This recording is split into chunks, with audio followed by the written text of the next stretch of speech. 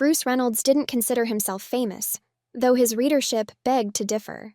As a product reviewer for Better Choices Weekly, his blogs had the power to make or break small businesses. He had once brought a revolutionary jar opener to market dominance with a single post titled, "Yes, I'm weak and this opener is strong." But fame was a fickle thing. Bruce lived alone in a small apartment, subsisted largely on takeout sushi, and spent his evenings rereading Spider-Man: The Clone Saga. If this was success, it was wearing gym shorts and hadn't shaved in months. Bruce's latest assignment was to test new baby bottles, a brand that claimed to revolutionize infant hydration. The company had paired him with an actual baby for the test. Not a normal baby, mind you. Baby Zippy was a product of Maltech Laboratories, a genetically engineered infant designed for one purpose: reviewing baby products. When Bruce met baby Zippy, he was expecting cherubic cheeks and soft coos. What he got was a surly, squirming bundle of rage. Zippy had eyes like tiny black marbles, a tuft of hair that defied gravity, and a scowl that suggested he already had opinions about the world. "Okay, Zippy," Bruce said, twisting the cap off the first bottle. "Let's hydrate." Zippy responded with a low growl, something between a lion cub and a garbage disposal. Bruce tried to remain professional. He extended the bottle. Zippy slapped it to the floor. "Don't make me call your lab tech," Bruce muttered, retrieving the bottle. When he leaned in to try again, Zippy struck like a snake, sinking his gums, 2 teeth included, into Bruce's thumb. "Ah!" Bruce yanked his hand back, but Zippy held on. His grip was strong, unnaturally strong. "Release! Release!" Bruce yelled.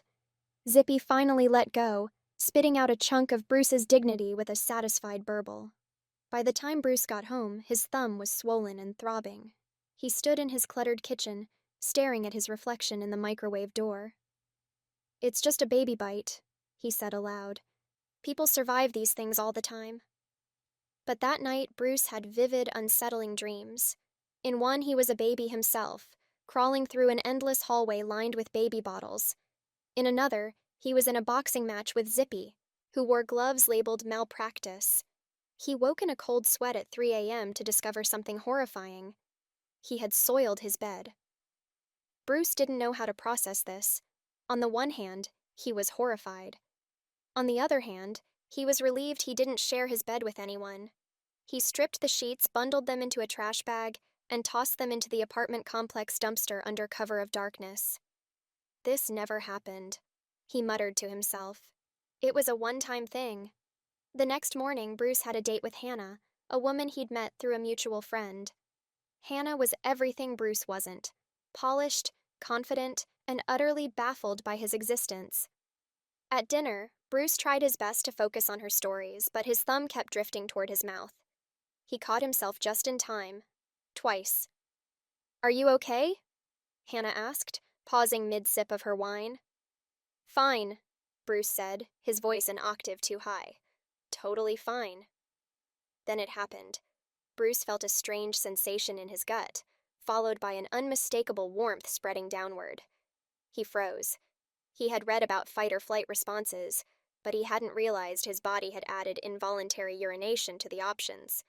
Hannah noticed his change in expression. "Bruce, are you—" "I'll be right back," he said, leaping to his feet. He shuffled to the restroom, doing his best not to look anyone in the eye. Inside, he stared at himself in the mirror. "This isn't happening," he whispered. But it was. When he returned, Hannah was gone. On the table was a note, hastily scrawled on a napkin. "I think you're sweet, but maybe you're coming down with something. Take care." Bruce walked home in a daze, the note crumpled in his hand. On his way, he stopped at a Walmart. He hovered in the adult incontinence aisle for far too long, eventually grabbing the smallest package of adult diapers he could find. He added a set of baby bottles to the cart, reasoning that they might be easier to drink from than glasses which his hands suddenly struggled to grip. At home, Bruce sat on the edge of his bed, staring at the package. "It's just until this flu thing passes," he said, trying to convince himself. He tore open the package and unfolded one of the diapers. It was bulkier than he expected. He spent the next 5 minutes fumbling with the tapes, crouching and twisting like he was attempting some cursed version of yoga. "This is ridiculous," he muttered, his frustration mounting. Finally, he managed to get the diaper on. He stood in front of the mirror, surveying himself. The diaper puffed out comically under his sweatpants, and no amount of adjusting could make it look natural. He turned to the side, groaning. "I look like an idiot," he said. But then something odd happened. The soft padding was comfortable. He wiggled his hips experimentally, and to his surprise, he didn't hate it. In fact, there was something oddly reassuring about it, like being hugged by a memory of childhood he didn't know he had. He looked at his reflection again, this time with a resigned smile. "Well," he said, shrugging, "at least I'm not ruining any more sheets." Bruce flopped onto his couch, diapered and mildly content. He popped a baby bottle of orange juice into his mouth and took a long sip. For the first time in days, he felt a sliver of peace. Later that week, Bruce mustered the courage to meet Hannah again. She had called, apologizing for leaving abruptly and suggesting that maybe he had caught the flu.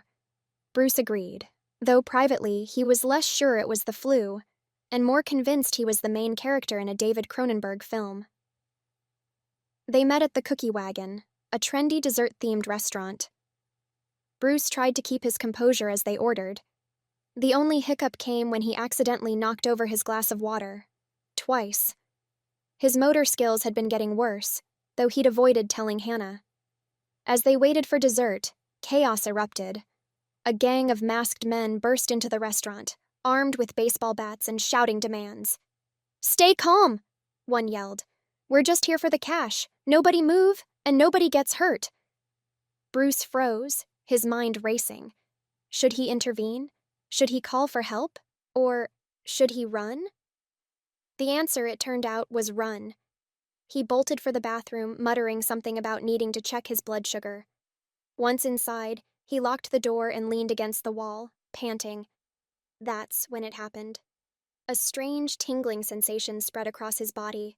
His limbs felt heavy, his skin prickled, and his head felt like it was inflating like a helium balloon. He doubled over, gripping the sink for support, but when he glanced up at the mirror, he gasped. His reflection was no longer that of Bruce Reynolds, mediocre blogger. Staring back at him was a giant, diaper-clad baby. His arms were pudgy, his legs stumpy, and his once baggy shirt now clung awkwardly to his barrel-shaped torso. He looked like something out of a rejected Pixar movie. "What the?" he whispered, his voice unnervingly high-pitched. He tried to steady himself, but his new body had other plans. His hands were practically useless, and his balance was precarious at best. "Oh, come on." But then, something shifted. Instinct kicked in, an instinct he didn't know he had. Super Baby, as he would later call himself, waddled out of the bathroom with surprising speed. The robbers were still yelling at the staff, their backs turned to the dining area. Bruce, or Super Baby, charged forward, his padded bulk lending him an odd kind of momentum. The first robber didn't even see him coming. Bruce barreled into him, sending the man sprawling into a table of decorative cookie platters. The second turned, stunned, only to be met with an awkward but effective headbutt. "Goo goo gaga!" Bruce shouted, his voice echoing through the restaurant. The customers stared in stunned silence as Super Baby took out the remaining robbers with a combination of clumsy kicks, wild swings, and sheer dumb luck. By the time the police arrived, the robbers were tied up with napkin dispensers and covered in frosting. As the applause died down, Bruce realized he had a problem. He couldn't exactly walk back into the bathroom as Super Baby and come out as regular old Bruce Reynolds without raising suspicion. He waddled back into the restroom, locking the door behind him. A few minutes later, he emerged as Bruce, his hair disheveled and his expression sheepish. "Where were you?" Hannah asked, her arms crossed. "You missed the whole thing." I got locked in the bathroom," Bruce stammered. "You know those fancy sliding locks? They're tricky." Hannah rolled her eyes. "You ran away, didn't you?" "No, Save it," she said, grabbing her purse. "I think we're done here." Bruce watched her leave, a mix of guilt and relief washing over him. Part of him wanted to chase after her, but another part, the part that had just body slammed a robber into a dessert cart, felt a strange sense of purpose. When he got home, Bruce sat on his couch, still in his diaper, sipping from his baby bottle. He stared at the ceiling, his mind racing. If he could do that in a restaurant, what else was he capable of? The next day, he visited the public library. He checked out every book on costume design, crime-fighting tactics, and baby psychology he could find. He spent the afternoon sketching out ideas for a suit, complete with a utility belt stocked with pacifiers and rattles. By evening, he had a plan. Bruce Reynolds, blogger and bachelor, was no more. From that day forward, the world would know him as Super Baby, protector of the innocent, punisher of diaper rash, and the most unconventional hero the city had ever seen. For the first time in years, Bruce felt alive, and surprisingly comfortable. Thank you for tuning in to this edition of Mommy Sarah's Story Time. If you enjoyed the stories, please support the channel by liking and subscribing. Remember, my channel is not monetized, and I write most of the content myself. On occasions when I don't, it's sourced through emails from trusted contacts. Please feel free to like, share, and subscribe. If you're able to, consider making a donation to support our channel. Your support means a lot. Thank you so much for watching, and I look forward to sharing more stories with you.